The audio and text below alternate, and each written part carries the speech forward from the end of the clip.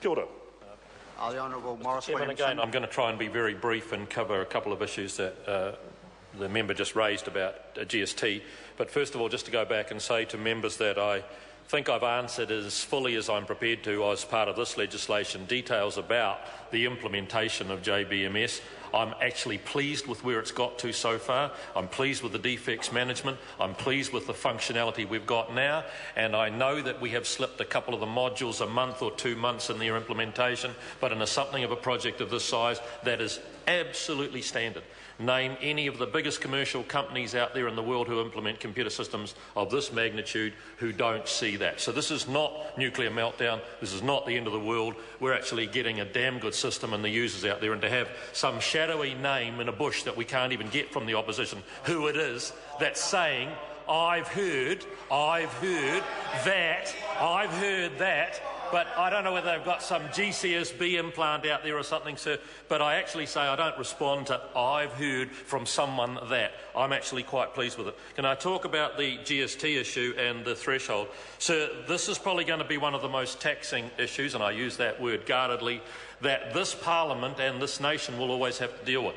It is not as simple as the member makes it out, that you just go to your form when you're buying it and you click it. First of all, you're buying on overseas websites. And secondly, they're not going to have a New Zealand GST component if you're buying from Amazon, for example. They're not going to say, oh, you're a New Zealander. OK, well, because I don't think international websites will give a damn about what New Zealanders are buying or not with regards to it, sir. Secondly, sometimes people's credit cards are used while they're overseas, so you can't actually put the charge onto the credit card, because if you happen to be in London and buy something and then get back to New Zealand, you don't want to see there's a GST on it because you actually were there as opposed to buying it online.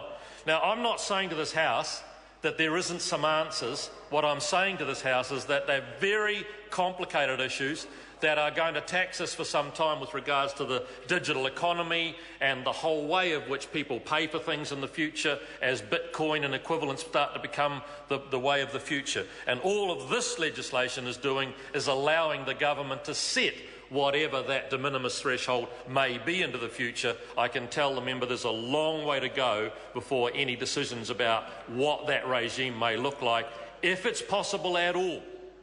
I repeat again, if it's possible at all, because you may actually set up an account overseas to an offshore bank, transfer your money into that account and then buy off that credit card and still not have any transactions out of a New Zealand bank account showing it. So I warn all members who think that if this was simple, I know the Minister for Revenue and the Minister for Finance would love to clip that GST ticket simplistically. But the reason for the de minimis is to say to ordinary New Zealanders, if you're bringing something in of a modest sum, we don't want you to have to go out to a DHL at the airport and pay $3.50 GST and $4.60 customs, or its duty. So the reason for having that de minimis is saying if it's below a certain amount, we'll let you off with it altogether. And all this legislation, which is what we really should be concentrating on, is allowing those systems to set those targets in the future. Call David Shearer.